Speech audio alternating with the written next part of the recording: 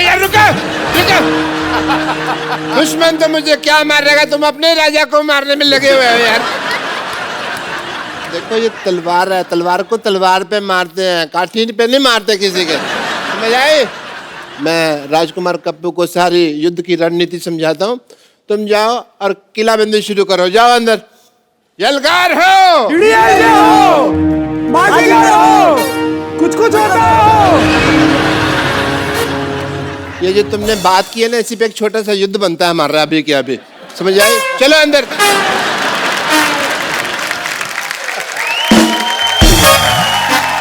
Ladies and gentlemen, patients and impatients, the Kapil Sharma Show. एक minute, मैं राजकुमार कप्पू को phone लगाता हूँ। नहीं, बाकी टाकी कर लेते। हेलो राजकुमार कप्पू, मेरी आवाज सुन रहे हो? राजकुमार कप्पू, मेरी आवाज आ रही है? एक मिनट रुको, मैं फोन लगाता हूँ।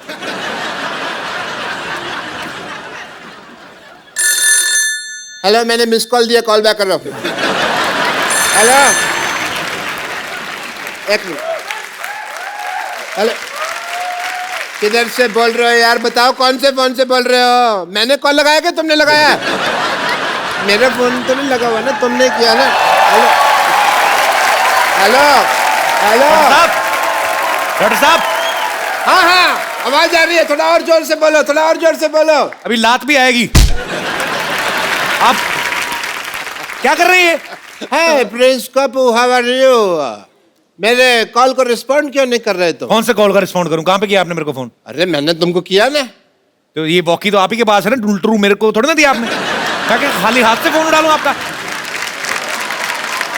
खैर तुम ये बताओ, युद्ध के लिए तैयार हो? बहुत तैयारियां मैंने कर ली हैं। पागल सुअर पकड़ने वाली गाड़ी बुलाई है, छुप सकते हो तो छुप जाओ।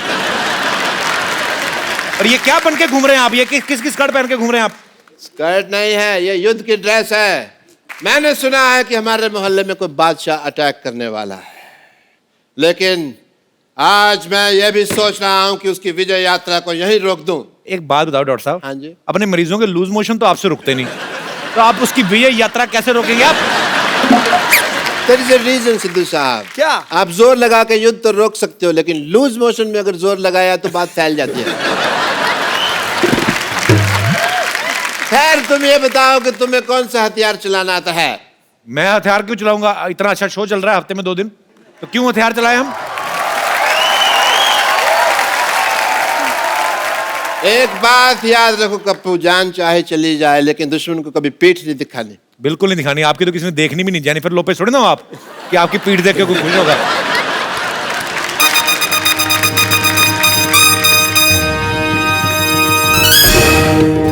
लगता है बहुत बड़ी सेना आ रही है। कप्पू तुम मेरे बारे में मत बताना कि मैं कहाँ रहता हूँ। एक काम करो, वहां लिख के लगा दो कि डॉक्टर मशहूर लाठी यहाँ रहता है। ठीक है?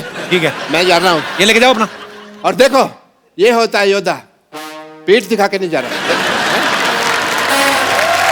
हालांकि ये शो की शुरुआत शाहरुख भाई ने ही दिल्ली में की थी। भाई बहुत बहुत स्वागत है आपका। आलिया आपका बहुत बहुत स्वागत है। और हमेशा मुझे जब भी शाहरुख भाई आते हैं ना, मुझे बड़ा मजा आता है, क्योंकि मुझे लगता है कि मेरी टेंशन कम हो गई है।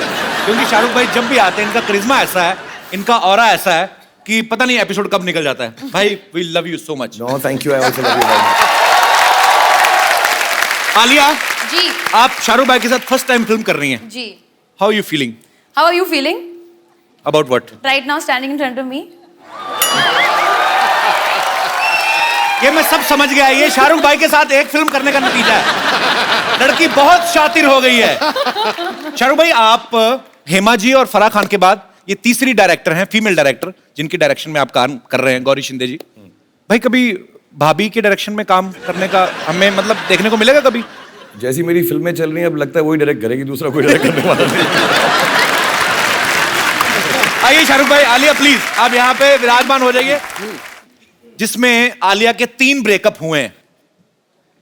आलिया वो कहानी में थे 3 ब्रेकअप के, आपको वो कास्टिंग पसंद नहीं आई थी? एक्चुअली क्या हुआ था ना, मुझे कहा गया था कि आप उन लड़कों में से एक होगे, तो एक से मैं मिली तो फिर मुझे लगा कि कपिल आएगा, नहीं आया।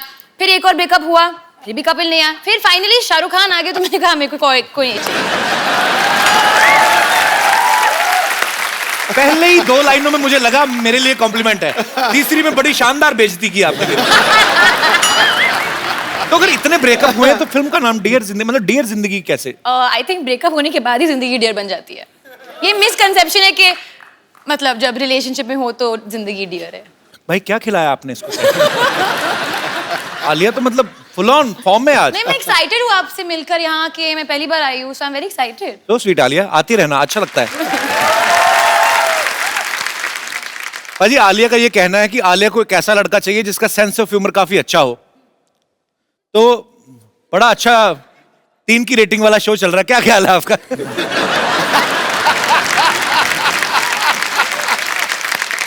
पर शाहरुख भाई के साथ जब भी कोई एक्ट्रेस फिल्म साइन करती है तो सबके मन में ये होता है कि हाई शाहरुख के साथ रोमांस करने का मौका मिलेगा।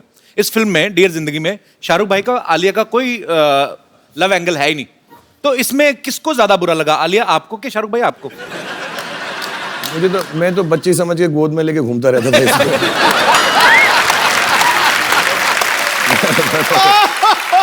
उम्र की आड़ में मैंने सब कर लिया। लेकिन कोई बात नहीं। आलिया पूरी स्क्रिप्ट तो आपने बाद में सुनी होगी, पहले तो किसी ने आपको बताया होगा कि आपको और शाहरुख को लेके एक आइडिया है मन में। नहीं। हाँ। हाँ।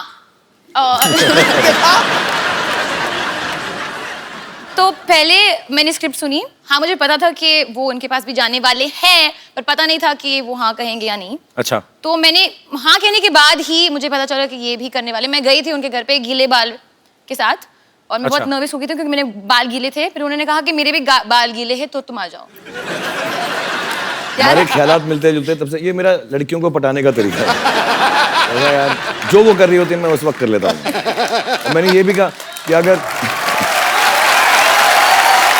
एक लड़की को मैंने ऐसा भी कहा था कि तुम आ जाओ साथ में बाल गीले करते हो। इसको नहीं कहा।